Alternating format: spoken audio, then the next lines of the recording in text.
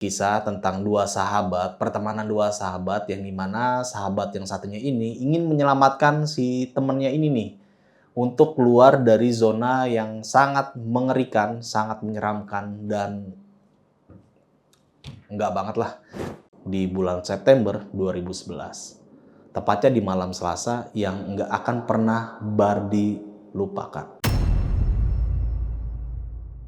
Dan hari keempat, dubur Torik udah berdarah tuh my friend. Kalau Torik ini udah meninggal di Jabodetabek dalam keadaan tubuh yang terpisah-pisah. Halo my friend, balik lagi di channel 18.30 PM.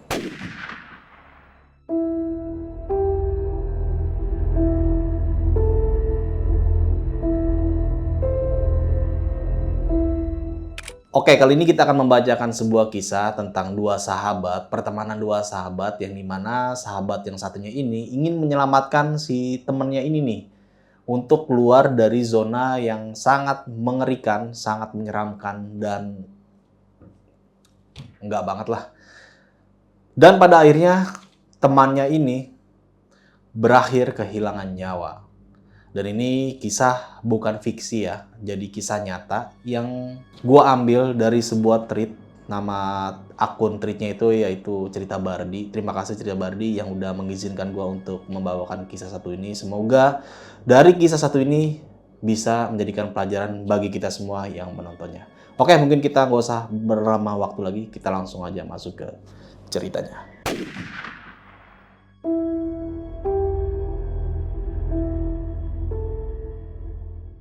Kita mulai dari awal banget nih. Ini tepat di tahun 2011. Jadi Bardi ini waktu itu baru masuk kuliah di salah satu kampus di Bali. Nah, Bardi ini adalah anak asli Bali, my friend. Jadi dia udah familiar banget tuh sama suasana di sana. Tapi di kampus itu ada banyak mahasiswa dari luar Bali. Dari Jawa, dari Sumatera, dari Kalimantan, bahkan sampai Papua. Dan salah satunya adalah Torik. Nah, Torik ini adalah nama samarannya, my friend ya. Jadi Torik ini adalah sahabat dari Bardi ini yang tadi gue udah jelasin di opening. Kalau dia mempunyai sahabat ini namanya Torik. Torik ini siapa sih? Jadi Torik ini adalah pemuda dari Madura, salah satu kota di Jawa Timur, my friend. Postur badannya itu ya sedang lah, kulitnya sawo matang, rambutnya agak ikal, my friend. Orangnya pendiam, tapi kalau udah ketawa heboh banget. Jadi singkat kata tentang gambaran si Torik ini seperti itu. Nah, gimana sih Bardi sama Torik ini bisa kenal? Awalnya sih biasa aja, my friend. Mereka sekelas tuh, duduk nggak terlalu jauh. Cuma sebatas hai dan halo lah. Jadi hai hello aja dia. Tapi ada satu hal yang bikin mereka akhirnya deket banget, yaitu laptop. Sederhana banget ya, my friend ya. Jadi dari sebuah laptop mereka bisa kenal akrab, bahkan bisa menjadi sahabat. Jadi ceritanya Bardi ini punya laptop, my friend. Torik, dia dari keluarga kurang mampu, nggak punya laptop. Jadi Torik ini sering datang ke kos Bardi buat minjem laptop buat ngerjain tugas. Nah, pertemanan mereka ini berawal dari hal yang paling sederhana, yaitu saling bantu. Jadi si Bardi ini meminjamkan laptop kepada Torik untuk membantu tugasnya. Jadi kurang lebih seperti itu. Dan Bardi ini nggak mikir macam-macam tuh, my friend. Dia cuma bantuin teman aja. Ya cuma sekedar bantu aja lah. Ternyata Torik nggak sendiri di Bali. Dia tinggal sama sepupunya, yaitu seorang gadis bernama Atun. Jadi Atun ini nama samaran ya. Atun juga kuliah di kampus yang sama, my friend. Dan kayak Torik, Atun juga dari keluarga kurang mampu. Bardi inget banget tuh, pertama kali lihat Atun, dia mikir, cantik juga ya sepupunya Torik. Tapi ya cuma itu, nggak lebih sih. Jadi kayak si Bardi ini ya cuma menganggap dia cantik aja, jadi nggak ada perasaan lebih. Bardi juga perhatiin Torik dan Atun tuh kayak kakak beradik yang kompak banget tuh, my friend. Torik juga selalu jagain Atun pun sebaliknya seperti itu. Tapi my friend, di balik kedekatan mereka, di balik senyuman Torik ada sesuatu yang nggak kelihatan. Ada kegelapan yang Torik bawa dari masa lalunya. Dan kegelapan itu mulai terungkap di satu malam di bulan September 2011. Tepatnya di malam Selasa yang nggak akan pernah Bardi lupakan. Nah, di malam itu, Torik datang ke kos Bardi. Kayak biasa, my friend, mau pinjam laptop untuk ngerjain tugas. Mereka ngerjain tugas bareng-bareng tuh, sambil ngobrol-ngobrol ringan. Kayak ngobrolin dosen killer, cewek di kampus, dan masa depan ya. Kayak obrolan layaknya dua sahabat cowok lah ya. Nggak kerasa tuh, my friend, dia ngobrol bincang sana-sini, ngalor ngidul. Udah jam 12 malam. Nah, si Torik ini mau pulang tuh, tapi Bardi ini sadar. Kos Torik kan lumayan jauh, dan dia pulang jalan kaki. Jadi si Bardi ini nawarin ke si Torik, udah Rik, lu di sini aja nginep di rumah gua, lagi juga udah malam. Kurang lebihnya seperti itu. Dan si Torik ini setuju, my friend. Mereka akhirnya tidur-tiduran sambil ngobrol, ngalor ngidul, sampai akhirnya terlelap tuh. Dan di jam 1 malam, Bardi terbangun. Bukan karena mimpi, tapi karena suara jeritan. Jeritan seorang wanita, kencang banget, my friend. Dan terdengar sangat menderita gitu. Jadi jeritannya itu karena ya tersiksa, menderita lah. Bardi pun langsung bangun tuh, my friend. Dan si Torik ini juga bangun. Mereka saling pandang. Jadi mereka itu saling bertanya, lu dengar gak sih suara jeritan si perempuan itu? Dan si Torik pun jawab, iya gue denger. Dan mereka akhirnya keluar kamar. Dan di lorong kos, Bardi lihat kakak tingkatnya, yaitu seorang senior. Jadi senior si Bardi di kampus itu juga keluar. Si Bardi ini bertanya, Bang, itu suara siapa? Kok kayak orang kesakitan? Dan senior itu cuma nyengir, udah biarin aja, itu kos sebelah lagi enak-enak. Nah kan si Bardi bingung tuh, maksudnya apaan ya? Senior ini akhirnya ngejelasin tuh, my friend. Di kos itu suka ada PSK di bawah umur. Mereka disewain buat digilir. Udah, jangan ikut campur. Gila nggak tuh? Jadi memang kosnya Las Vegas banget dah. Bardi dan Torik ini baru tahu tuh, my friend, kalau di lingkungan kampusnya ada praktik kejahatan seperti itu. Mereka pun kaget nih, tapi nggak bisa berbuat apa-apa. Dan akhirnya mereka pun balik ke kamarnya. Tapi suara jeritan itu terus terngiang. Bardi pun nggak bisa tidur, Torik juga gelisah. Dan disinilah percakapan besar terjadi. Karena si Bardi dan Torik ini nggak bisa tidur, dan akhirnya Torik buka pengakuan nih.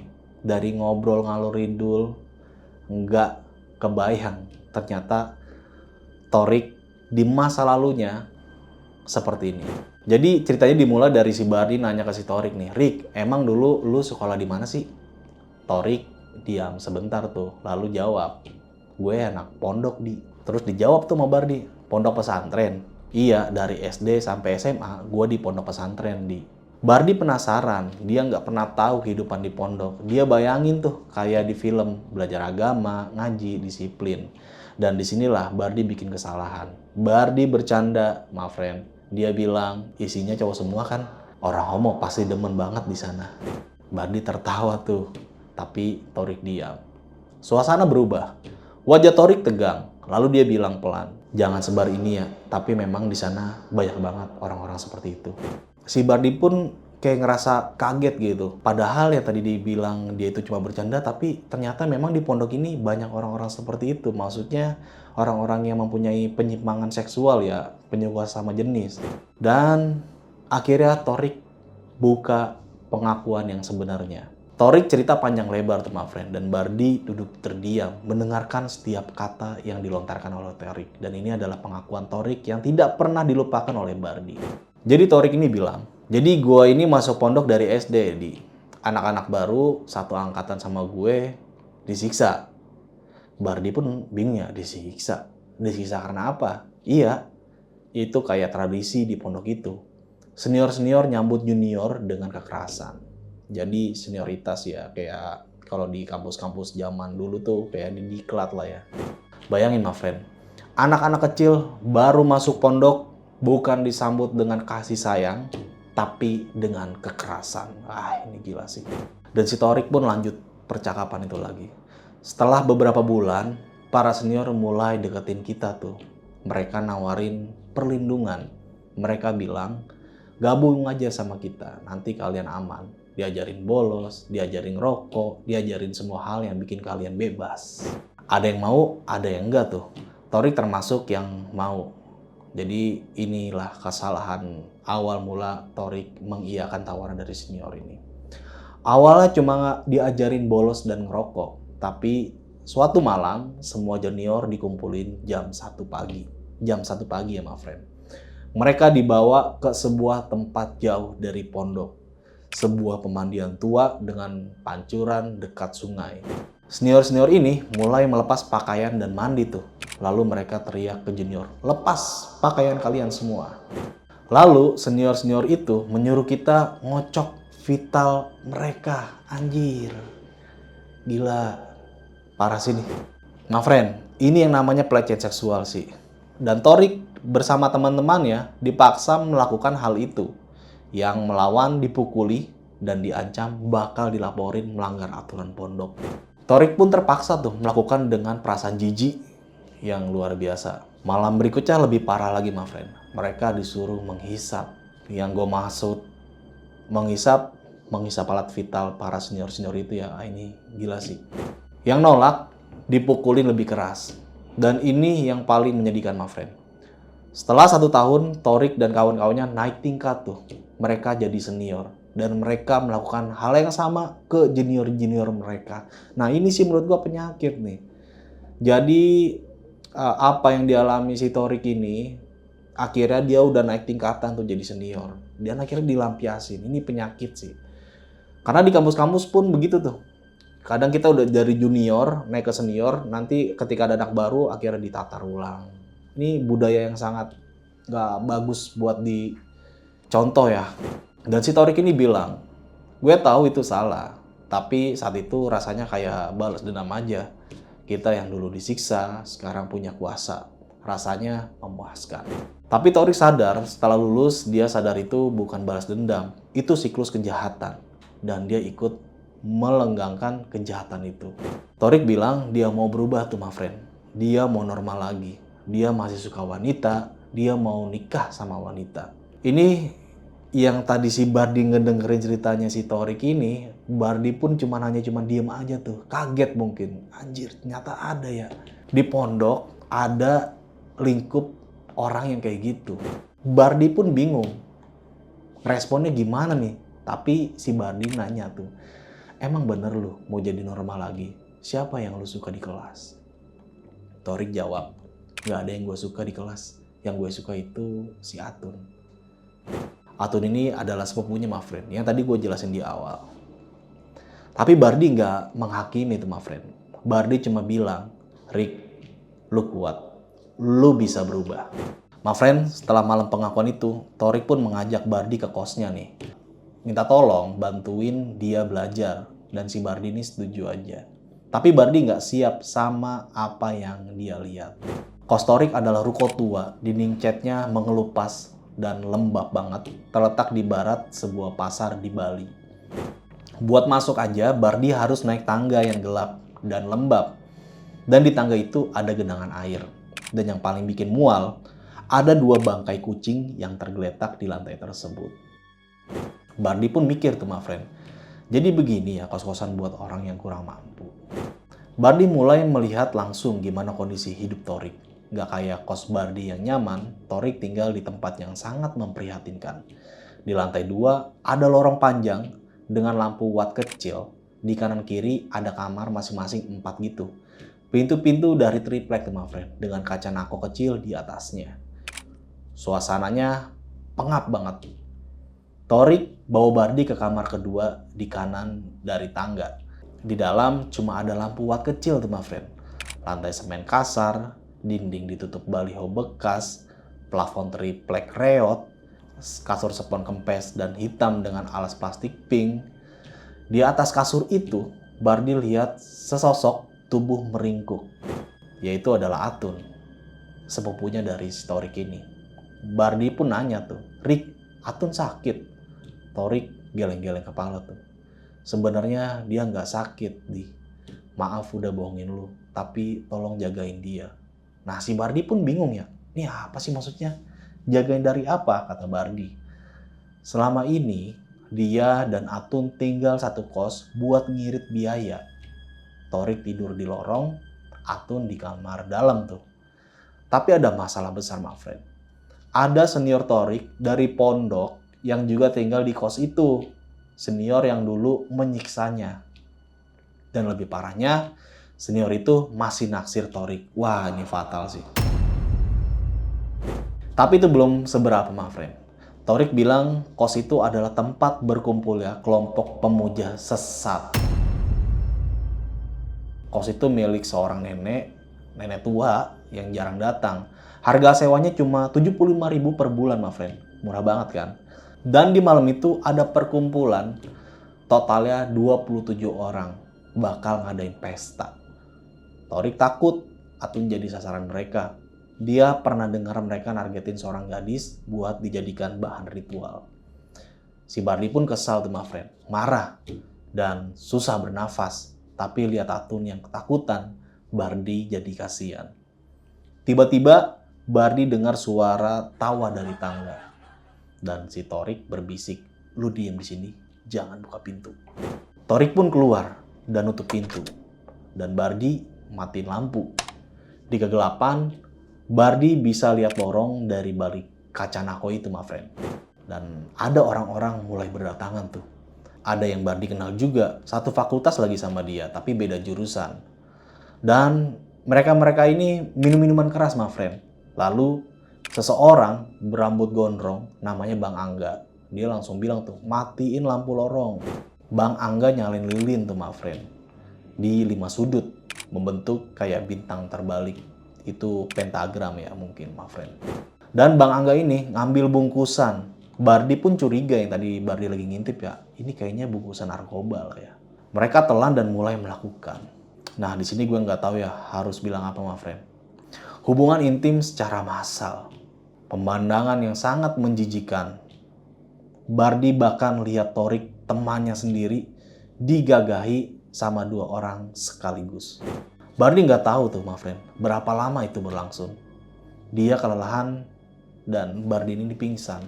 Ya kaget lah ngelihat hal itu yang baru pertama kali ia rasain, bukan rasain ya, melihat kok ada ya kejadian seperti ini. Pokoknya jijik banget lah. Pokoknya suasana malam itu sangat menyeramkan banget. Karena semalaman Bardi pingsan, akhirnya si Bardi ini kebangun tuh. Karena Torik mengguncang bahunya. "Bangun, bangun. Mereka udah pergi.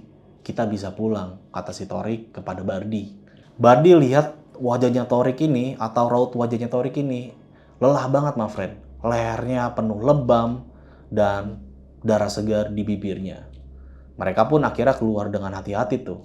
Lorong yang mereka lalui, yaitu lorong kosannya, berubah. Bau lembab bercampur muntahan, kotoran bangkai, dan bau sperma. Gila, gila. Bardi nahan napas dan jalan cepat tuh, my friend. Di luar udah ramai banget tuh. Matahari mulai terbit. Bardi pulang sekitar jam 4 pagi. Jadi ketika si Bardi ini udah pingsan dan dibangunkan oleh Torik, dia dipaksa harus pulang pagi itu juga. Siangnya, Bardi ketemu Torik di kampus tuh, my friend. Bersikap ramah kayak biasa aja tuh. Kayak nggak terjadi apa-apa lah semalaman itu. Dan si Bardi tanya tuh kabar Atun, "Rik, gimana Atun?" Torik pun menjawab, "Atun aman." Dan Bardi menanyakan kembali, "Sebenarnya mereka itu apa sih, Rik?" Torik pun menjawab, "Mereka ini orang-orang sesat. Gue pun salah satunya. Tapi gue mau bebas, Di." Bardi pun menanyakan kembali, "Kalau mereka homo, hubungan sama Atun apa?" Torik pun menjawab, "Gue takut Atun kenapa-napa, Di. Gue denger mereka nargetin seorang gadis buat ritual. Makanya pada malam itu gue nyuruh lu datang ke kosan untuk jagain si Atun ini." Dan Bardi seketika mendengar itu, dia kayak merasa ketakutan, deg-degan parah. Singkat kata, setelah berhari-hari, Torik nggak datang ke kos Bardi di, my friend. Nggak tahu tuh, dia biasanya datang ke kos Bardi ngerjain tugas, tapi kali ini tidak. Mereka pun bertemu juga di kampus, tapi memang nggak mampir ke kosannya si Bardi. Biasanya kan kalau pulang kampus mampir ke kosan Bardi.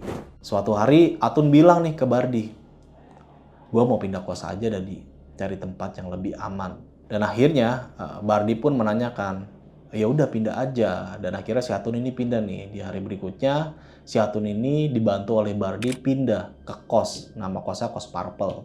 Kos yang lebih besar dan lebih aman lah yang pastinya. Atun tinggal sekamar sama teman perempuannya tuh, my friend. Jadi nggak tinggal lagi sama Torik. Bardi lega. Atun akhirnya aman tuh. Tapi Bardi nggak tahu kalau Torik masih terperangkap di kos tersebut. Ini adalah momen di mana Bardi harus memilih, mau terus nolong Torik atau fokus ke kuliah. Bardi memilih buat terus nolong, tapi Torik mulai menjauh tuh my friend. Nggak tahulah kenapa dia bisa menjauh seperti itu. Nah, setelah Atun pindah, Torik ini mulai menjauh my friend. Dia nggak datang ke kos Bardi lagi, mereka cuma bertemu di kampus, itu pun sebentar aja. Bardi ngerasa ada yang salah tuh. Torik kelihatan lebih kurus, lebih pucat, matanya sayu. Jadi kayak orang nggak semangat hidup lah. Bardi nanya nih ke si Torik, "Rik, lu baik-baik aja kan?" Torik cuma jawab, "Iya aman, Di." Lalu Bardi nggak percaya tuh. 3 bulan berlalu, my friend, Bardi hampir lupa kejadian itu. Kuliah jalan normal, tugas numpuk. Sampai satu hari saat ngerjain tugas kelompok nih sama pacarnya, si Bardi ini, dan 2 teman, salah satu temannya ini, namanya Nita, nerima SMS. "Nita, tolong, gue Torik, tolong gue sekarat." Jadi si Nita ini memang kenal juga sama Torik ya, karena memang satu kampus juga. Si Nita ini pun langsung ngasih tahu tuh ke teman-temannya yang tugas kelompok itu, ini si Torik kenapa? SMS gue seperti ini. Dan mereka semua yang ada di situ panik banget tuh. Dan langsung pergi ke kos si Torik ini, mereka semuanya. Sesampainya di ruko tua, bau lebih keras dari sebelum my friend. Campuran darah, kotoran, bangkai, dan pokoknya lembab banget lah. Mereka ke kamar Torik di lantai 2 tuh. Lorongnya sepi, tapi lampu kamar menyala. Bardi ketok pintunya tuh, nggak ada jawaban. Dan akhirnya si Bardi ini buka pintunya pelan-pelan. Torik dalam keadaan meringkuk di lantai. Cuma pakai singlet dan sarung. Menggigil. Lantai penuh muntahan kuning lendir. Dan Bardi berteriak, "Rik!" Torik pun gak jawab. Atun tiba dan langsung menghampiri mereka, gotong Torik tuh keluar. Di lorong, Bardi ngerasa ada tatapan dari balik pintu-pintu kamar kos-kos tersebut tuh, kos-kos yang di luar itu. Kaca naku nunjukin bayangan orang-orang yang lagi natap mereka. Jadi sekitaran kos itu lagi pada natap ke kosan si Torik ini. Ngeliat si Torik yang lagi dievakuasi sama teman-temannya itu. Dan akhirnya mereka tuh berhasil keluar dan bawa Torik ke klinik. 3 hari kemudian, Torik ini mulai pulih my friend. Dia pindah sementara ke kos Atun. Mereka semua datang untuk menjenguk si Torik ini. Pacar Bardi nanya, "Sebenarnya lu kenapa sih, Rik?" Torik diam, lalu menatap mereka. Matanya berkaca-kaca tuh my friend. "Setelah dengar ini, tolong jangan jauhin gue ya." Torik akhirnya cerita. Setelah Atun pindah, Torik tinggal sendirian tuh my friend. Suatu malam, Bang Angga datang bareng kelompoknya. Torik nggak mau keluar tuh. Bang Angga nendang pintu, narik Torik, dan mukulin dia. Mereka mau tahu nggak? Memperkosa Torik sambil mukulin tuh. Dan si Bang Angga ini ambil 5 lilin merah, taruh di punggungnya Torik, gila. Dan dituangin lilin panas itu sambil baca mantra-mantra gitu. Torik berteriak kesakitan tuh my friend. Malam itu Torik tidur di lorong telanjang dan kedinginan. Kelompok itu pun datang lagi malam-malam berikutnya. Ngasih narkoba dosis gede tuh my friend. Dan Bang Angga ngaku mau ngorbanin Atun. Tapi karena Atun gak ada, dia ngelampiasin ke si Torik ini. Dan hari keempat, dubur Torik udah berdarah tuh my friend. Lanjut hari kelima, Torik tersiksa. Salah satu orang di kos itu kasihan dan SMS Nita tuh my friend. Kelompok itu sengaja ngebiarin mereka ngurus Torik biar dia nggak mati di kos. Maksudnya seperti itu ya. Jadi memang ada salah satu orang yang ngaku-ngaku sebagai Torik untuk menyelamatkan Torik. Jadi ada salah satu penghuni kos di sekitaran situ yang ngabarin temennya di kampusnya untuk mengevakuasi Torik. Setelah Torik selesai cerita tuh, mereka semuanya diam tuh my friend. Nggak ada yang bisa berkata-kata. Dan singkat kata, Torik akhirnya pindah kos tuh my friend. Mereka nggak dengar kabar lagi. Sampai suatu hari Torik berhenti kuliah. Nggak tahu ya karena apa ya. Pergi jalanin hidup baru. Membuka lembaran baru. Mungkin untuk hidup yang lebih normal lagi ya. Dan 4 bulan kemudian, Bardi ini ketemu si Torik. Dia kerja di salah satu minimarket atau ruko toko gitu ya. Tapi ya kayak sembunyi-sembunyi gitulah. Dan 3 minggu kemudian, Atun ini ngabarin ke si Bardi kalau Torik ini udah meninggal di Jabodetabek dalam keadaan tubuh yang terpisah-pisah.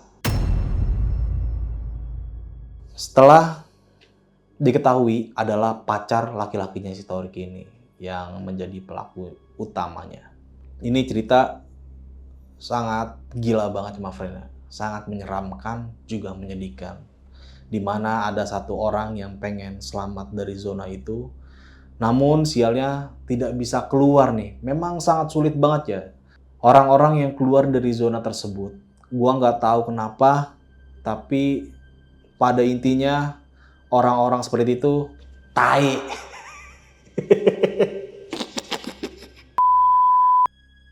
Memang susah banget ya keluar dari zona itu. Gua nggak tahu kenapa ya, tapi intinya orang-orang seperti itu fuck lah.